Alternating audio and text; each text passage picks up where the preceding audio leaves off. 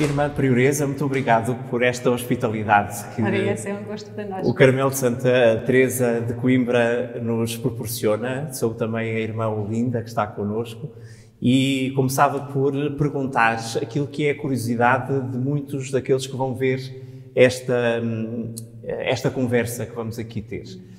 Estamos no Carmelo de Santa Teresa de Coimbra. Que casa é esta? Um pulmão de oração da Igreja em Portugal e não só.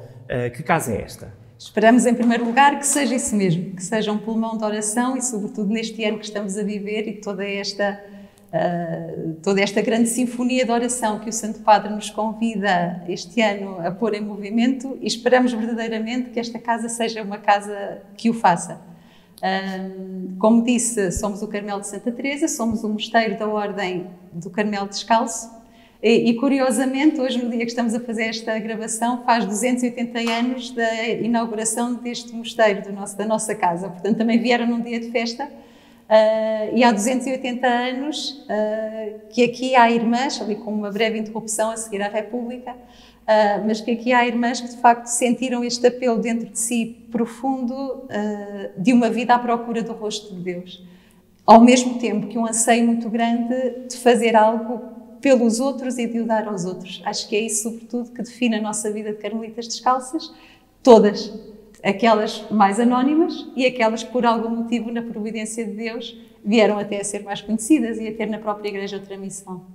Esta casa é uma casa de pedras, obviamente, mas de pedras vivas. Como é que podemos caracterizar as carmelitas que aqui estão hoje? Olha, penso que somos, se eu estivesse sem dizer a verdade, a irmã corrige-me, mas penso que posso dizer que somos uma comunidade de irmãs muito simples, porque o somos. A nossa vida é marcada por uma grande simplicidade, até porque, como procuramos que haja uma presença real e forte de Deus, muita tralha atrapalha e, portanto, procuramos de facto essa pobreza, essa simplicidade, esse silêncio que nos é muito, muito próprio, muito característico. Penso, e digo com muito gosto e com muita alegria, penso que somos um grupo de irmãs que formam uma família. Entre nós sentimos-nos parte umas das outras e acho que é das coisas bonitas que a nossa comunidade tem, é de facto este espírito de comunhão que há entre nós e que nos leva a abraçar uma série de coisas e que nos leva a levar para a frente também esta missão que a Igreja nos confia. Somos também, e nós as duas estamos a representar a comunidade que neste momento tem 16 irmãs, portanto a mais nova tem 34 anos, a mais idosa tem 93. Em todas as décadas temos algumas irmãs, portanto acabamos por ser uma família assim, com idades, mas com faixas etárias bastante alargadas, o que é muito enriquecedor. É muito enriquecedor. Temos neste momento ainda 2 irmãs em formação, portanto sem os votos solenes, e as outras 14 irmãs já fizeram a sua consagração definitiva ao Senhor e procuramos, como disse, manter vivo na Igreja. Este foi o carisma que nos foi legado, sobretudo através de Santa Teresa de Jesus e São João da Cruz. Então podemos dizer que neste conjunto de pedras vivas há uma memória muito clara daquilo que foi a passagem de Lúcia de Jesus, que integrou este Carmelo durante muitos anos, como sabemos. Portanto, há irmãs ainda que contactaram com a irmã Lúcia, outras que já não terão contactado. É disto que estamos a falar nesta família. Sim, eu acho que sou aqui um bocadinho a irmã de transição. Portanto, a maior parte e a grande maioria das irmãs ainda viveu aqui com a irmã Lúcia. Eu conhecia em novembro de 2004, aqui neste locutório, quando vim conhecer a comunidade, quando estava no meu processo de discernimento vocacional, e estive depois uma semana, num tempo de experiência que me foi permitido fazer cá dentro, a primeira semana de janeiro de 2005, que estive com ela. Ela faleceu em fevereiro e eu entrei em março para o apostolantado. As 3 irmãs que neste momento estão depois de mim, já não a conheceram pessoalmente, herdaram um pouco do que nós fomos partilhando, porque de facto a irmã Lúcia faz parte da nossa casa, faz parte da nossa comunidade e a presença dela é inegável e não se pode contornar de maneira nenhuma. Claro que esta pedra que é a irmã Lúcia não é o Carmelo, mas o Carmelo, obviamente, tornou-se um Carmelo único no mundo porque a irmã Lúcia integrou esta casa. A irmã Olinda tem uma memória viva ainda da irmã Lúcia de Jesus. Encontrei-a a primeira vez aqui quando estava em discernimento vocacional, eu não a conhecia, tinha-a visto em 1967 em Fátima, mas aqui eram todas iguais. O primeiro dia que vim pareciam todas iguais. As irmãs iam fazendo perguntas. A certa altura uma irmã perguntou-me: a menina reza o terço? E eu disse que sim. E as crianças também? E as famílias? Eu disse que sim, na minha terra ainda se rezava muito, toda a gente rezava praticamente o terço. E ela disse: pois recomenda todas às crianças, às famílias, que rezem, porque foi um pedido de Nossa Senhora aos pastorinhos. Ela nunca empregava a palavra dele. Foi Nossa Senhora que em Fátima pediu aos pastorinhos que rezassem todos os dias o terço. Foi a Mãe do Céu, insistiu muito, foi um pedido da Mãe do Céu. E eu identifiquei-a por isso. Percebeu logo quem era. Percebi logo quem era. E a irmã Olinda, quando esteve em Fátima, em 1967, chegou a ver a irmã Lúcia, quando ela foi apresentada à multidão? Via quando estava à frente, quando foi apresentada com o Santo Padre.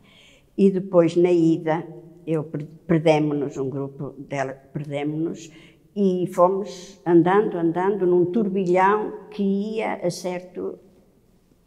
nós não sabíamos para onde, nem sabe para onde, íamos atrás daquele turbilhão e chegamos a certa altura e disseram: é ali que está a irmã Lúcia, é ali que está a irmã Lúcia.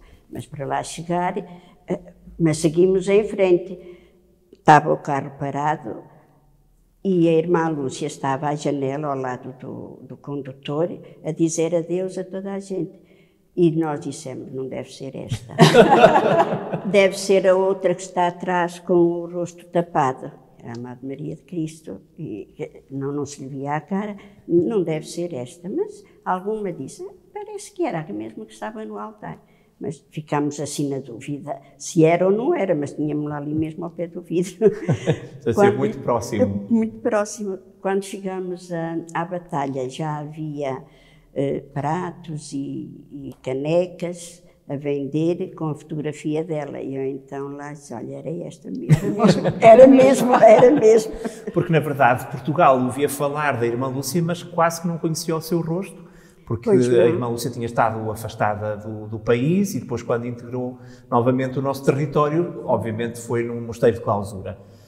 A irmã Olinda lembra-se, os relatos desse dia, de 1967, dizem que é o próprio povo que pede ao Santo Padre que a irmã Lúcia seja mostrada. Lembra-se disso? Eu sei que toda a gente chamava pela irmã Lúcia. Pois, tenho esta ideia. Sim. A Lúcia, chamavam assim pela Lúcia. Sim, de facto, os registros que há é de facto de a multidão se ter pronunciado de uma forma muito clara a pedir para ver a irmã Lúcia, e depois o Santo Padre é que a puxa para a frente. Para ela... Depois o Santo Padre virou-se assim para o lado e ela começou a vir, e então toda a gente começou a bater palmas e ela que afinal estava escondida lá atrás. Ela estava escondida, pois. Nós íamos para ver a irmã Lúcia de Lamego e juntaram-se... Foi avisado no lar onde eu estava que vinha o Papa a Fátima. Quem quisesse podia ir. Mas ninguém se interessou assim muito. Não havia assim muito interesse, havia 3 ou 4. Uma semana ou 2 antes disse que a Lúcia também ia aparecer. Então já foram 2 caminhonetes. O poder de atração da irmã Lúcia, que é comum e aparece muito documentado. Então aquilo que eu perguntava às irmãs, quando esta mulher, que vem do Instituto de Santa Doroteia, naquele ano de 1948, no dia 25 de março, entra aqui neste Carmelo, o que é que estas pedras terão pensado? As pedras mortas nunca saberemos, mas as pedras vivas, o que é que terão pensado? Que a vida do Carmelo mudaria certamente, ou não teriam tido essa noção? Aí está uma boa pergunta, de facto, eu não faço ideia. Também não faço ideia. As irmãs nem sabiam bem o que era, porque nem sabiam bem quem era. Tenho a impressão que, a princípio, nem sabiam bem quem era, porque o senhor bispo foi de uma semana para a outra que avisou, que perguntou se recebiam uma irmã, e a madre disse: que sim, só pouco tempo antes é que o senhor bispo escreveu, parece-me que foi que ele escreveu e disse que se recebia uma irmã e depois ela soube, mas as outras ainda não sabiam bem. Tenho a impressão que ainda não foi tratado, porque ela nem sequer tem a autorização para entrar do capítulo. Ela não se fez assim votação para ela entrar. Foi o senhor bispo que mandou, claro. E de maneira que não foi assim proposta. Parece-me que eu ouvia dizer que algumas irmãs, ou só no dia, ou assim, nem sabiam bem quem era. Talvez no dia a soubessem, mas não percebiam assim bem que era a vidente de Fátima que vinha, mas quer dizer, não faziam assim, porque a comunidade estava jovem, mas também tinha algumas já assim de idade. Mas, quer dizer, não fizeram assim perspectivas, penso que não fizeram assim planos. Assim, que claro. Alguma coisa mas logo se terão dado conta, uma vez que depois, obviamente, depois começa a ser visitada, começa a haver outro tipo de rotinas a que o Carmelo não estaria habituado. Mas a irmã Lúcia, imagino eu, imaginamos todos, que dentro da comunidade estivesse, obviamente, a viver em espírito de carmelita e, portanto, seria uma zelosa cumpridora, como todas as carmelitas, daquilo que é o cotidiano de uma mulher dentro de um mosteiro de clausura. Como é que era este cotidiano, então, da irmã Lúcia? Na verdade, é perguntar o que é o cotidiano de uma carmelita, imagino eu. Naquele tempo. Bem, naquele tempo teria algumas alterações em relação àquilo que hoje fazemos, mas o básico penso que se manterá. Portanto, nós alternamos períodos de oração litúrgica com períodos de oração pessoal, momentos de solidão com momentos de encontro fraterno. Santa Teresa conseguiu conjugar isto de uma forma muito harmoniosa. Naquela altura a liturgia não era como nós a celebramos hoje, portanto com as devidas diferenças que haverá, mas o nosso ritmo é muito cadenciado, sobretudo pelo que é a oração litúrgica. Associada a essa oração litúrgica temos 2 horas de oração pessoal, uma de manhã e outra à tarde. Temos a Eucaristia diária, obviamente, que é o centro do dia, ali o núcleo do dia, e depois temos, quer no período da manhã, quer no período da tarde, tempos definidos para o trabalho. Portanto, nós habitualmente trabalhamos sozinhas para poder manter o clima de silêncio e de solidão que propicia o encontro com Deus e propicia essa oração contínua para a qual tendemos. E sempre ouvi dizer, desde que entrei, que de facto a irmã Lúcia era uma irmã muito, muito trabalhadora, muito dinâmica, muito serviçal, muito disponível. Quais eram os trabalhos que mais faria? Isso a irmã viu mais do que eu. Pois quando eu vim, ela estava com 66 anos, ainda estava assim, bastante no ativo, embora fosse um bocadinho delicada, por exemplo, de manhã nunca se levantava, porque tinha a sua higiene e não podia sobrecarregar assim muito, andar depressa, a saúde já mais frágil. Mas, portanto, ela seguia a vida de comunidade depois durante o dia, a lavar louça, muito despachada, era das mais despachadas a lavar louça, claro, tudo à mão, a lavar roupa, ia em tanques, tudo esfregado à mão, ela ia connosco. Quando eram limpezas, ela não podia fazer esforços, mas varria e limpava o pó e fazia... A nível de ofícios da casa a nível de ofícios, ela teve praticamente todos os ofícios. Uhum. Foi muito tempo organizadora das obras, portanto, para as obras da casa foi por conta dela praticamente que se fizeram a restauração. E no quintal, era ela que orientava os trabalhos do quintal, teve o cuidado de arranjar um poço, porque as irmãs não cultivavam, porque não havia água. Ela conseguiu arranjar um poço e chamou cá uns técnicos, a senhora Marquesa de Cadaval ajudou, e depois temos um furo muito grande, que sempre deu água e dá para regar a horta toda. E, portanto, ela interessava-se muito, gostava muito de flores, também arranjava os seus vasos. Cozinha, era especialista de cozinha. Ai, sim, irmã. Isso não é assim muito conhecido. Sim, mas a irmã Lúcia aprendeu, porque as artes, naquele tempo, os estudos das meninas não era tanto a universidade, eram as artes domésticas. Sim. E ela aprendeu cozinha e dizia, quando havia exposições com pratos feitos pelas educandas, o dela ganhava sempre prémio. O arroz doce e as filhosas e outros assim, ela ganhava sempre o prémio, os delas eram sempre o melhor. E ensinou-me cozinha. A irmã Linda? Sim, porque em 75 ela foi para a despensa, nós chamamos provisão, mas era despenseira, pronto. E então eu fui para a cozinha com outra noviça aprender. E era ela que geria tudo. E era muito exigente, assim, para a comida ser bem feita, bem temperada, suficiente, porque as irmãs não tinham outra coisa. Por isso, só comiam aquilo que lhe dessem no refeitório. Por isso, tinha de ser sempre a comida muito suficiente. E se acontecia alguma vez, como aconteceu connosco uma semana, estávamos as duas,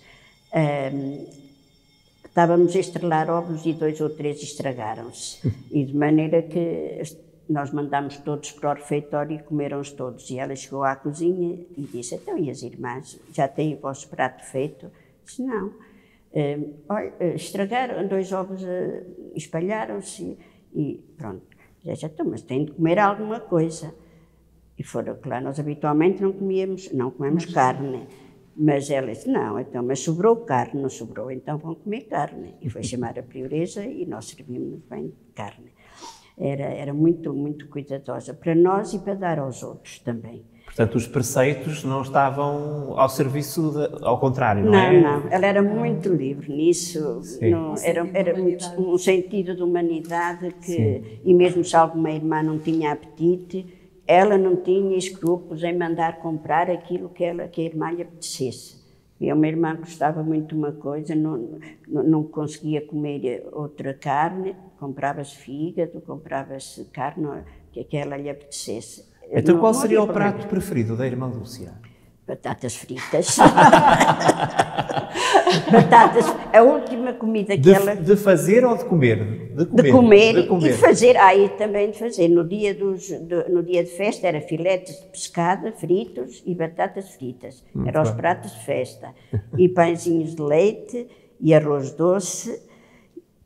Nós agora, as mais novas, quando entramos, estamos aqui a fazer uma revolução culinária por causa agora disto que é uma alimentação mais saudável.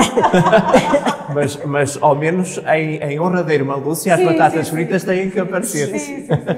As últimas coisas que ela comia, ela já não comia nada, era o pequeno almoço dela e era um bocadinho de chá, um pratinho de batatas fritas e uma tacinha de termossos. Os termossos são famosos. Era. E ela dizia assim, a médica disse que trouxe um saco de termossos e só me dão aqui para aí uma dúzia deles, o resto comem-nos elas. Que a médica devia ter tudo regrado, imagino. Não, a médica disse, olha, nesta fase, dá-lhe alguma coisa que lhe apeteça, claro. Porque ela não comia outras coisas. Sim. Dava-se tudo o que lhe apetecesse. Ela disse só até era saudável. Há uma curiosidade que eu tenho sobre a vida da irmã Lúcia dentro do Carmelo, que é da sua relação com o Santuário de Fátima. Com a mensagem de Fátima nós sabemos que era obviamente uma relação umbilical e ela era uma apóstola da mensagem de Fátima. Isso notava-se dentro do Carmelo, nas conversas que tinha com as outras irmãs. Até que ponto é que a irmã Lúcia demonstrava, para fora nós sabemos que demonstrava, mas também para dentro, essa importância da mensagem de Fátima para dentro do Carmelo. Isso era também perceptível? Eu, o testemunho que sempre ouvi das irmãs é que, de facto, e ouvi-o muitas vezes, por exemplo, da Madre Maria Celina, que foi uma irmã para nós muito de referência, que a irmã Lúcia foi uma irmã que viveu fielmente o seu sim de 1917. Ouvia dizer isto muitas vezes e sempre me tocava por uma questão também depois que acho que é muito interessante, é que ela, não obstante o ser a vidente de Fátima e ter a mensagem de Fátima totalmente dentro de si, porque a encarnava totalmente, as irmãs e na comunidade também se sentia que ela era totalmente carmelita descalça. não é? Portanto, ela para nós, sem dúvida, e para a comunidade, o que eu recebi, o que sempre ouvi, esta sua relação com Nossa Senhora, mas uma relação com Nossa Senhora que depois também ia para Cristo e para o mistério de Deus, para o mistério da Trindade. Portanto, sempre procurava inculcar, como a irmã estava a dizer, a oração do terço. Penso que até foi um pedido que ela fez à comunidade, depois dela falecer, se podíamos fazer aqui os primeiros sábados. Portanto, sempre que podia, a mensagem saía dela naturalmente. Mas o que eu também acho muito bonito e que a nós também nos diz muito, também é o contrário, é como a vidente de Fátima conseguiu dentro de si conciliar o que é depois a espiritualidade carmelita descalça, exatamente. Que obviamente não pode ser incompatível, Não, pelo contrário, não é? Pelo contrário. Claro que não. Aliás, há quem, quando olha para a vida da irmã Lúcia, consiga fazer recuar a sua vocação à própria visão da Senhora do Carmo, logo no Milagre do Sol. Portanto, já ali há um traço carmelita muito... Sim, depois toda a ligação com Santa Teresinha, que também ela viveu em toda aquela época em que Santa Teresinha teve ali um grande apogeu. Sim, que estava a ser portanto, estudada pela Igreja e colocada como exemplo a toda a Igreja. E lá está, já aí por esta marca grande do que é a entrega total de si, do que é o amor a Cristo, também nela muito por Maria, mas pegando de Santa Teresinha muito também essa marca da total oferta de si mesma, de fazer tudo por amor, de ter o seu ofício de amor, não é? Também na irmã Lúcia foi algo que penso que podemos dizer que a marcou profundamente. E isto é a relação dela, da irmã Lúcia, com a mensagem e agora com o próprio santuário. A irmã Lúcia interessava-se pelas coisas do santuário, visitou muito pouca vez, como sabemos, mas há uma curiosidade que eu tenho. As irmãs seguiam as transmissões do 13 de maio, quando os peregrinos estão naquele recinto de oração. A irmã Lúcia seguia essas transmissões ou não? Agora seguimos no 13 de maio. Sim. Agora seguimos no 13 de maio. Quando ela era viva? Quando ela era viva, só quando vinha o Papa. Era só quando vinha o Papa? As irmãs aqui só viram televisão em 1967, quando veio Paulo VI. Foi a primeira vez que as Foi a irmãs primeira viram vez que a televisão entrou, foi aqui, que entrou no Carmelo. Mas depois víamos, quando eram, e mesmo com João Paulo II, quando era na Jornada da Juventude, quando havia assim acontecimentos importantes, nós víamos. E nos últimos meses, como ela estava acamada e não se levantava assim muito para despertar um bocadinho, pusemos uma televisão na cela com vídeos da visita, era um vídeo que nos deram da visita do Santo Padre a Cracóvia, e outro no ano 2000, a beatificação dos pastorinhos. Ela ficava encantada. Eu entrava lá e dizia, olha ali, Santo Padre, olha os pastorinhos, olha tanta gente. Bendito seja Deus que tanta gente vem venerar Nossa Senhora. Olha que lindo. Ela ficava encantada. Era. E quando lhe vinha uma revista, eu às vezes chegava à cela e ela mostrava-me logo, olha que lindo, que vinha na revista. No Canadá, outra vez nas Filipinas, olha uma igreja de Nossa Senhora de Fátima tão bonita com os pastorinhos. Olha, bendito seja Deus que já lá chegou a mensagem de Fátima. E quando ela via os pastorinhos, na verdade também estava a ver a própria representação. E eu dizia-lhe assim, olha, aqui está muito bonita, a irmã Lúcia às vezes está muito bonita. Oh, estou de costas. Não tinha sentido do humor. Tinha sentido do humor. Eu uma vez também dei conta de uma irmã vossa, carmelita, contar, não sei se foi a Madre Celina, que quando confrontavam a irmã Lúcia, que já estava nos altares, porque sim, aparecia representada, que a irmã Lúcia dizia... As ovelhas também lá estavam. Que as ovelhas também lá estavam. Pois. Que as ovelhas também lá estavam. Esta irmã Lúcia de que estamos aqui a falar é uma irmã que nós sabemos que é uma eu vou dizer até das mulheres em Portugal que mais escreveu. Na verdade era uma criança que pareceria até condenada ao analfabetismo. Ela entende como um mandato do céu aprender a ler, como sabemos, e depois transforma-se numa mulher que escreve tanto. Aqui neste Carmelo ela escreveu muito. A irmã Olinda ainda se lembra dela escrever as últimas memórias? Sim, eu eu ainda não estava na enfermaria, mas alguma vez tive de ir à cela dela, às vezes chamar, ou à oficina, porque eu depois também estive ajudante dela da rouparia, e via lá um livrinho, não sabia o que era, mas sabia, agora vejo o que era o meu caminho, era aqueles cadernos. Eu via lá, mas não sabia o que era, mas lembro-me ela ter lá na oficina sempre assim um livro.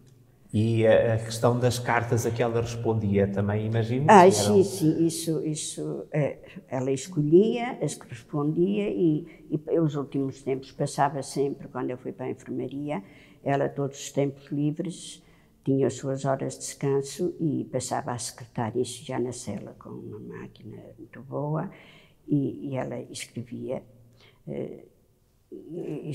respondia às vezes só por cartão, outras vezes escrevia as cartas, às vezes ela era muito humana, muito compadecida das pessoas que sofriam, e às vezes dizia assim, olha, coitadinha desta senhora, vou-lhe responder, porque ela tem uma vida muito difícil. Às vezes, com lágrimas nos olhos, ela lia as cartas. Estava a ler as cartas, chegava lá e era pobrezinha dessa, tem tantos filhos e não tem dinheiro para lhe dar alimento. Vou-lhe dar uma palavrinha. E tem algumas cartas que ela escrevia assim. Quer dizer, outras não escrevia, outras dizia, isto não é para escrever. Separava. Portanto, porque às vezes eram uns cestos. Há tempos no Correio falávamos disso, dos Correios até já traziam separadas no monte as cartas que eram para ela, porque eram verdadeiramente muitas. Portanto, obrigava uma metodologia logo nos CTT para poderem servir melhor. Obviamente eram cartas de todo o mundo e a irmã Lúcia, na verdade, apercebeu-se dos dramas da história do século XX e dos inícios do século XXI. Conseguíamos perceber isso na sua forma de viver o próprio mistério de Deus aqui no Carmelo? Conseguia-se perceber na oração que poderia fazer? As irmãs certamente terão algum espaço para orações pessoais, mesmo que seja em comunidade. Isso percebia-se? Por quem é que a irmã Lúcia rezava? Eu sei que isso foi uma coisa, e agora, sobretudo, que é o contexto que estamos a viver, a mim tocou muito, interpelou-me muito, que a Madre Celina também várias vezes o repetiu, isto que a irmã estava a dizer, que a irmã Lúcia era muito sensível a todos os pedidos de oração que lhe eram feitos, ao sofrimento das pessoas, à vida das pessoas, mas que, quando ouvia falar da Rússia, que em toda a sua descrição, porque era uma mulher muito discreta, mas quando na conversa, quando o assunto tocava à Rússia, que às vezes até as irmãs notavam que algo nela mexia, mudava. Portanto, houve uma série de coisas que fizeram parte do percurso dela e que, lá está, mesmo ela tentando manter no segredo do seu coração, sem dúvida lá estava. Quer dizer que não se afastou daquilo que era o mundo político, ideológico? Até porque para nós isso, penso que nisso ela participou um bocadinho do que é a vida da Carmelita Descalça. A nossa vida, nós procuramos algum recolhimento para, de facto, nos encontrarmos mais com Deus, mas também é em favor de... E é levando a Deus tudo isto que nos chega. Não é? Acho que à medida que vamos fazendo um caminho também de encontro com Ele, necessariamente começamos a fazer um caminho de encontro com os irmãos. E ela, precisamente pelo número de situações de que tinha contacto, em que estava envolvida, de que era consultada, acho que certamente terá conseguido desenvolver esta sua capacidade de presença e de pertença e de empatia numa dimensão que eu acho que não conseguiremos nunca compreender, mas que acredito que ela o fez. E que falava de várias escalas, porque aquilo que é em Fátima e, obviamente, nos seus protagonistas, a irmã Lúcia e o Carmelo de Santa Teresa, obviamente, também, aquilo que notamos é que há uma escala de comunicação entre vários intervenientes. Portanto, a relação da irmã Lúcia com os papas, a relação da irmã Lúcia com os bispos, com os cardeais que a visitavam, mas depois com estes anónimos também que lhe escreviam. Dentro de todos estes mundos, dentro do mundo maior, aquilo que perguntava era, a irmã Lúcia falava também da família dela, portanto, daquilo que era a infância, recordava aqui no Carmelo também essa fase da vida dela? Sim, sim, sim. As histórias da infância, mesmo do tempo no Instituto de Santa Doroteia, parece que faziam as delícias dos recreios. Era. Portanto, as próprias irmãs carmelitas também queriam saber o que se tinha passado com a irmã Lúcia antes dela entrar como carmelita. E até porque ela depois tinha um jeito muito especial para contar as histórias. Eu que ouvi pouquíssimas, mesmo assim, quando as irmãs falam disto, percebo logo, porque é uma graça, uma naturalidade, um sentido de humor, um tornar as coisas, parece que até as mais simples, mas tão engraçadas, que à sua volta causava alegria, causava boa disposição, um ambiente distendido. Então, muito. Quais são os exemplos que nós podemos dizer que tenham acontecido nesses recreios de alguma outra história, lá mais para trás na infância ou no Instituto de Santa Doroteia? No Instituto de Santa Doroteia, pronto, às vezes eram as brincadeiras com os colegas, que depois havia lá umas uvas que as tentavam e elas andavam à volta numa roda na sala, mas de vez em quando saía uma e ia à horta comer umas uvas e depois vinha e a mestra nem se dava conta. Como eram muitas. Aquela história da Michelino, tiveram pneumónicas, tiveram muitas irmãs doentes, muitas meninas, e depois havia necessidade, algumas que estavam muito doentes, de dar a Santa Unção. E ela não queria, já, então vais para o céu, estás doente, vais para o céu, mas a Santa Unção ajuda. Ela falava, não, mas eu não quero morrer, eu quero ir para o céu viva. Porque ela não tinha, pronto, a convicção que queria morrer. Depois em Espanha, então, aconteciam muitas, ela estava lá num colégio onde as crianças passavam e tocavam a campainha e fugiam, e ela era a porteira. E ela cansou-se, um dia disse assim, deixa que eu vou ver o que é que se pode fazer. Uma porta tinha uma entrada e depois outra para dentro, ela meteu-se entre as duas portas, muito escondidinha. E quando sentiu que eles iam para tocar a campainha, foi agarrá-los, dois garotos. Agarrou-os e disse, polícia, vão para a polícia. E chamou-os lá para dentro, levou-os lá para dentro. E eles, coitados, todos aflitos, todos... E coincidiu que nesse dia uma menina que tinha o pai polícia foi visitada por ele. E apareceu mesmo um polícia a descer as escadas. E os garotos, irmanita, gritavam. E pronto, ela depois lá lhes ralhou, lá lhe disse, e o polícia também lhe ralhou, se voltassem a fazer isso, iam mesmo para a polícia. Nunca mais foram tocar. E cantigas do tempo a irmã Lúcia era cantora. Ela cantava, gostava de cantar, ou não? Gostava muito de cantar. E cantava músicas da infância aqui, no Carmelo? Nunca, assim, não cantava assim muitas... Era aquela janelinha do céu, no céu há uma janelinha. Era. Mas eu já não ouvia assim cantar outras. E aquela minha mãe, minha senhora, isso era quando entrava no recreio, pedia a bênção. Minha mãe, minha senhora. Entrava no recreio sempre a cantar Minha Mãe, Minha Senhora. Sobre estas filhas dançai. Mas as outras eu não ouvi alguma vez assim, mas não fixei. Quer dizer, sei que se cantava, e até nós alguma vez cantámos nos dias de festa dela, mas como eu não sou assim muito para música, nunca fixei. Certamente gostava, e se cantámos foi no primeiro ano que fez dela, depois de ter falecido, em Ação de Graças, ou ao Anjos Cantai Comigo, porque sempre ouvi dizer cá em casa que ela gostava muito. Isso era o que ela gostava muito. Por ter sido a música que foi cantada na sua primeira comunhão. Nós, no primeiro ano que fez, que ela partiu, quisemos muito cantá-la por isso, porque sabíamos que era uma música que a ela lhe dizia muito.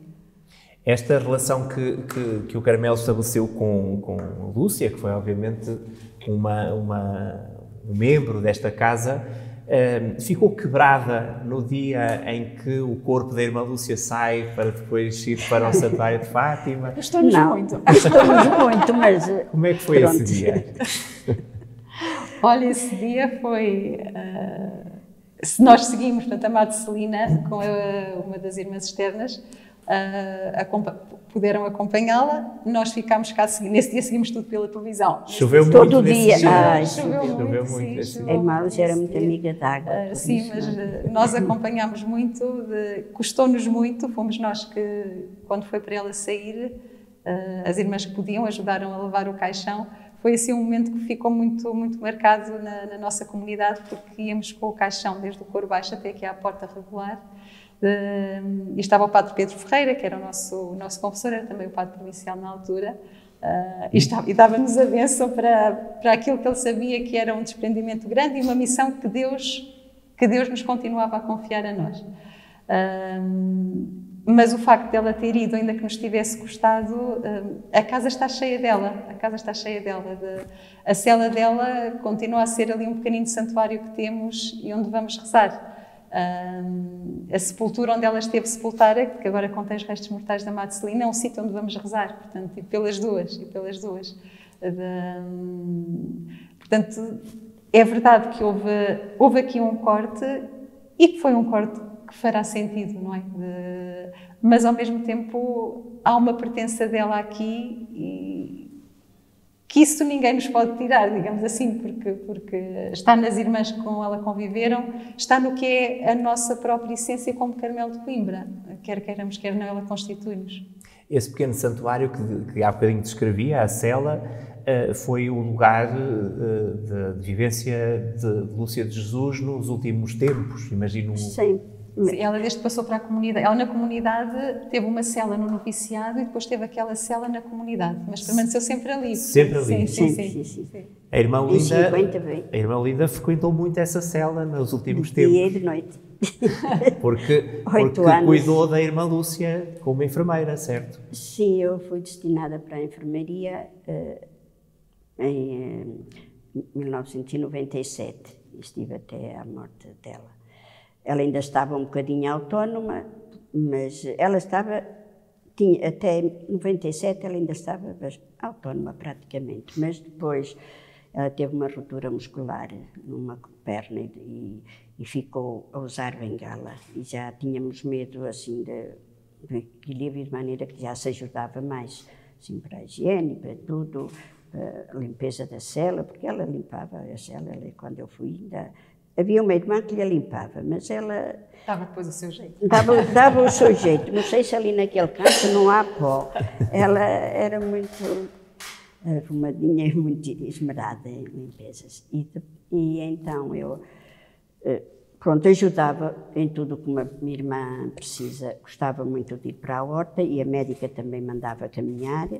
E íamos todos os dias na oração da tarde, ou às vezes à tarde, ou de manhã, conforme o tempo estivesse, dar um passeio à horta.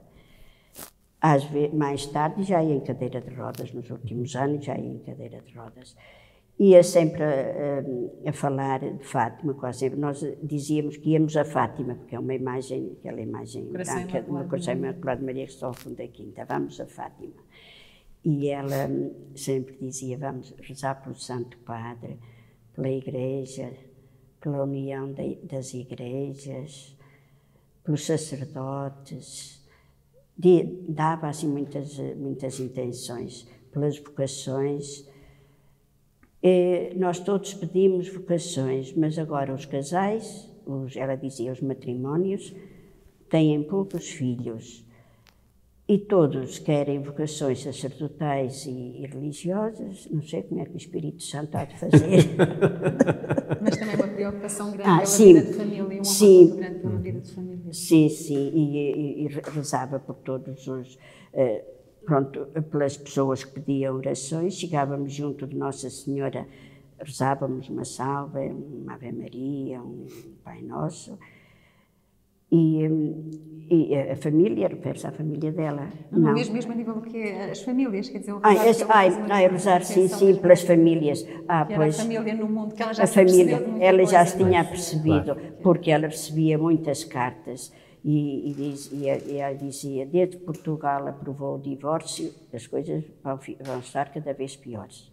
Ela dizia muitas vezes, quando foi do divórcio, ela disse, não deviam, porque o divórcio dá cabo da humanidade, porque as crianças depois é que sofrem. Falava muito nisso, ela falava muito porque as famílias deixaram de rezar, ela muitas vezes dizia, as famílias deixaram de rezar e deixaram de adoração, ela gostava muito da adoração, não vão à igreja, não frequentam, os sacerdotes dizem e as irmãs externas dizem que a nossa igreja às vezes está quase vazia, e depois isto tudo tem uma influência claro, para as vocações, mas ela preocupava-se muito pelas cartas que recebia. Pois tinha uma consciência daquilo que... Muito, porque ela recebia muitas cartas, pronto, ela às vezes dizia assim, olha, um casal tão bom, e assim, e divorciaram-se, e agora os filhos? E assim, ela às vezes dizia, mas assim, eram milhares de cartas, mas ela... Pronto, sim, às vezes um outro caso que tocava mais, partilhava, dizia, coitadinha deste senhor ou desta senhora, mas já havia muitos casos. Há pouco, quando as irmãs falavam do perfeccionismo da irmã Lúcia, fez-me lembrar todas as vezes que ela foi solicitada para dizer, para chancelar algo que estivesse relacionado com a mensagem de Fátima. E há muitos exemplos que se podem dar, mas um deles é a própria figuração de Nossa Senhora. E estou a recordar-me do episódio da escultura do Imaculado Coração de Maria, que nós temos como a escultura tipo dessa figuração, a que está no Carmelo de Santa Teresa de Coimbra, feita pelo José Ferreira Tedim, como sabemos, mas não é a primeira que o José Ferreira Tedim faz. Há uma outra que parece que não terá agradado tanto à irmã Lúcia. Irmã Olinda ainda ouviu falar deste episódio? Sim. Ela dizia que a primeira que ele fez tinha uma mão assim e a outra não sei, mas parecia que estava a afastar. E ela viu e disse, não, Nossa Senhora deve ter uma mão assim para baixo, para levantar os pobres pecadores, e outra assim para abençoar. E, portanto, a primeira imagem depois foi para Braga. Foi, ela não lhe agradou, depois depois fizeram esta. E o Coração Imaculado de Maria lá de baixo também está assim. Lá de baixo? Da horta. Obrigado. Não é um sítio onde costumamos ir. Pois é. Mas é o que está na Mas também horta. segue este modelo da imagem que está aqui na igreja. Essa que está assim, com uma mão assim a abençoar e a outra está a levantar. E parecia que era uma imagem muito confortável para a irmã Lúcia, porque há umas fotografias onde ela quase põe a sua cabeça de uma forma aninhada, como se fosse um ninho, aquelas duas mãos do Imaculado Coração de Maria. Aconteceu isso porque andamos em obras na igreja e a imagem veio para aqui, mas depois a doutora Branca quis tirar umas fotografias e levou-a para o claustro. E então tirou-lhe ali 1001 fotografias, assim, e ela aconchegava-se assim, a Mãe do Céu, é a Mãe do Céu. É aquele Coração Imaculado que, na verdade, ela própria até escolheu para ser o nome de Carmelita, não é? A Lúcia do Coração Imaculado. Sim. Muito bem, irmãs, eu estou, obviamente, não posso estar a usar muito mais o tempo que têm e que nos disponibilizam, mas ainda queria tocar aqui alguns assuntos. Um deles é a ligação muito próxima que a irmã Lúcia tem com a figura do Papa. Porque é verdade, isso nota-se nos escritos da irmã Lúcia, que a irmã Lúcia gosta de toda a humanidade, isso percebe-se muito claramente. Mas há ali um especial brilho quando aparece a figura do Papa. Quer quando ela escreve sobre o Papa, que na verdade ela descreveu como o bispo vestido de branco e, portanto, relacionada com aquela visão da terceira parte do segredo, mas quando até ela própria contacta com a figura do Papa, nomeadamente com o Papa Paulo VI, sabemos disso, mas com João Paulo II também. Quase que ali numa relação de amizade, o próprio Papa João Paulo II escreve à irmã Lúcia nos últimos momentos da vida dela. O que é que a irmã Lúcia falava do Papa, do Bispo de Roma? Como é que Lúcia falava dele? Das últimas palavras foi precisamente essa, pelo Santo Padre. Eu entrei na cela e ela estava mal, estava assim, estava mal.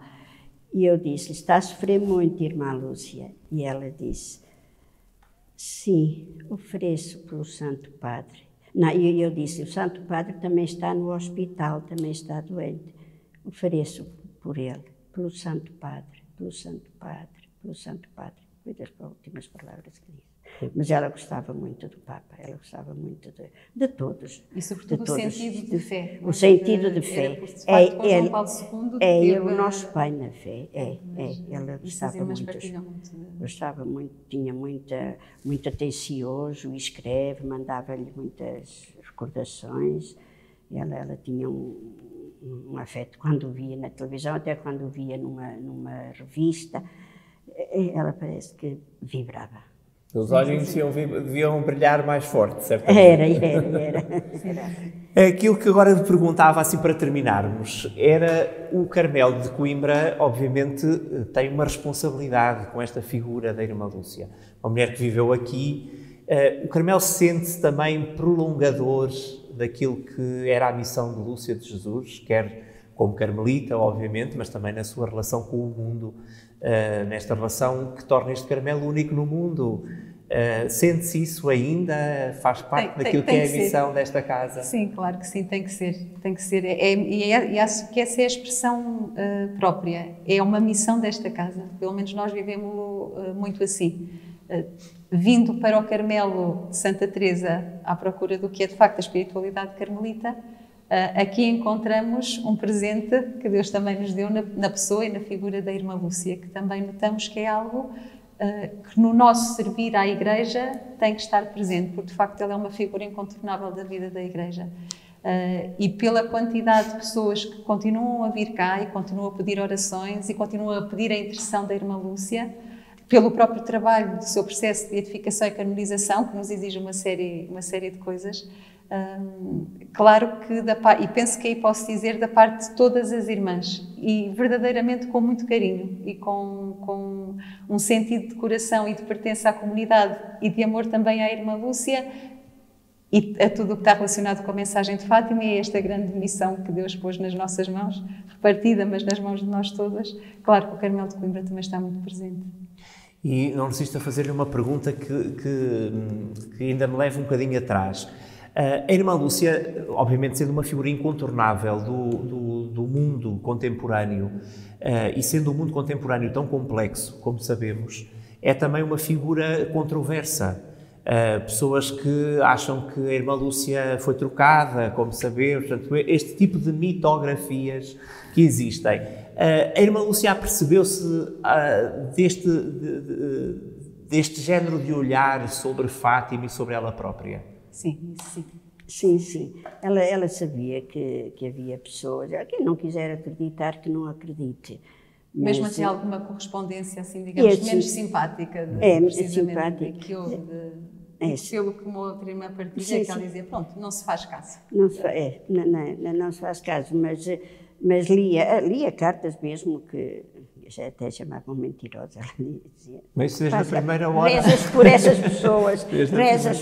pessoas. O que ela às vezes me dizia, coitados, estes nem acreditam em Deus, nem em nada, temos de rezar por eles. Era aquele espírito de rezar pelos pecadores, pronto, é um sacrifício, sim, às vezes. Caridade cristã. E caridade cristã. Também faz parte, penso que ela também de alguma maneira terá vivido assim, faz parte do que é a nossa conformação com a pessoa de Jesus Cristo, que ele mesmo também foi sinal de contradição. E de certeza que para esse caminho de conformação com ele, a que ele a chamou através do coração imaculado de Maria, na sua pedagogia divina e na sua providência, isso também terá tido o seu lugar, não é? E terá tido também ali um ambiente propício para ela, de facto, também viver essa caridade cristã levada até ao extremo, mesmo àqueles que a contradiziam, que não acreditavam, que tentavam travá-la um pouco no que era a sua ânsia e o seu desejo de levar esse grande bem que ela tinha experimentado em si e o dar aos outros. E a verdade é que essa missão é também, portanto, quer naquilo que é positivo, mas também naquilo que causa dor também é assumida pelo próprio Carmelo hoje em dia. Imagino eu que continue a chegar algumas destes olhares ao Carmelo de Coimbra e olhar para o Carmelo de Coimbra como o lugar onde viveu uma impostora que substituiu a irmã Lúcia original. Como é que as irmãs olham para estas questões? Nesse exemplo que até está a dar, desde que eu estou agora mais por dentro de algumas coisas, de facto também não é o comum. Não há outro momento em que de facto houve assim alguma coisa desse género, mas não é o comum. Eu diria que neste momento, e relacionado com a figura da irmã Lúcia, de facto o que nós experimentamos como uma grande responsabilidade é de facto aquilo que falávamos atrás, que é levar a missão que ela teve, agora compete-nos a nós, porque de facto há uma porção grande do povo de Deus que recorre a nós porque nos acha mais perto de Maria e também mais perto de Deus por sermos carmelitas, claro, mas à procura do seu caminho. E é este sentido de responsabilidade que nós temos, de que para além do que é a nossa vida de carmelitas descalças, há aqui um plus a que Deus nos convida, não é? E isto foi uma graça para a nossa comunidade, porque a irmã Lúcia na nossa comunidade, em todos os aspectos, foi uma graça que recebemos, mas também é uma responsabilidade, digamos assim, e também sentimos algum peso por isso, é inegável. Então, assim, para terminar, como é que as irmãs caracterizariam a irmã Lúcia se tivessem cá a apresentar alguém que nunca tivesse ouvido falar dela? E o que é que a irmã Lúcia traz à Igreja e ao mundo para, enfim, este tempo que estamos a viver? Olha, e agora perguntam-me com mais frequência pelo serviço que tenho, mas quando me perguntam pela irmã Lúcia, eu digo com toda a sinceridade, porque de facto é o que mais me tocou no coração. Quando me perguntam pela irmã Lúcia, o que eu digo que mais me tocou é a sua humanidade, a sua naturalidade. Eu vim para o Carmelo muito imbuída pelo que era uma atração muito grande que uma biografia de Santa Teresa de Jesus despertou em mim, algumas estrofes do Cântico Espiritual de São João da Cruz, portanto, ali um trato com Deus, um ser tratada por Ele, que despertou algo em mim. A irmã Lúcia, das outras irmãs, quando vim, não conhecia. Da irmã Lúcia eu sabia que era uma mulher que também tinha conhecido aquele trato, aquela intimidade com Deus, aquele abaixamento de Deus, porque Deus quer servir-se de ti. E de facto o que guardo dela, quer nos pequeninos contactos que tive, quer muito naquilo que recebi pelas irmãs, é que quando há uma verdadeira experiência de Deus, uma intimidade com Deus, Ele não nos torna seres raros. Ele torna-nos verdadeiramente aquilo que somos, que é homens e mulheres. Se eu tivesse de definir a irmã Lúcia, definia sem pensar como uma mulher de Deus. E isto para mim diz tudo. É mulher, e no que tem de mais genuíno e o que temos de mais normal, o que nós referíamos, o bom humor, a alegria, a capacidade de relação, também a firmeza de caráter, porque se notava-se, foi de certeza, eu conhecia já num corpo muito fragilizado, mas a sua viveza, a sua determinação, a sua coragem, de certeza que foi uma mulher destemida, uma mulher de uma fortaleza extraordinária, de certeza, teve que ser. Mas foi isso porque era uma mulher que fez uma experiência de Deus profundíssima. Foi graça de Deus, mas também foi colaboração dela de se deixar moldar e de se deixar conduzir. As duas conjugadas, acho que nos faz compreender o mistério da encarnação, não é? E os santos são isso, são pequenas luzes que nos dizem que o sermos à imagem de Cristo é para todos e é para nós, e é o caminho normal de um cristão. E penso que a grande marca que assim à primeira a irmã Lúcia em mim pessoalmente me deixou e que eu sempre que posso tento reforçá-lo, porque muitas vezes as pessoas perguntam-nos pela irmã Lúcia, mas parece que sempre à espera assim de alguma coisa especial, devia assim ser assim uma áurea qualquer, e não. Claro que no seu íntimo, claro que sim, mas no que era a relação com os outros, a presença, é do que nós temos de melhor, é do que o ser humano é capaz de melhor. E acho que isto é importante também dizer para nos responsabilizar, e aí não é só o Carmelo de Coimbra, é a todos. Muito obrigado, irmã Susana, irmã Linda. Foi um privilégio de podermos ter esta conversa. E imagino que seja muito útil a quem a possa depois ver, a partir desse olhar de querer perceber quem é de facto a irmã Lúcia, que, como agora acabou de dizer, é uma mulher de Deus. Muito obrigado em nome do Santuário de Fátima. Ora, essa nós é que agradecemos também e esperamos que, de facto, este curso de verão possa trazer algo a todos os que nele participam. Nós estaremos presentes à nossa maneira de carmelitas. Já estou a imaginar os aplausos que a esta hora estão a acontecer quando passarmos esta entrevista. É tudo por causa de Nossa Senhora. Muito obrigado. Muito obrigado.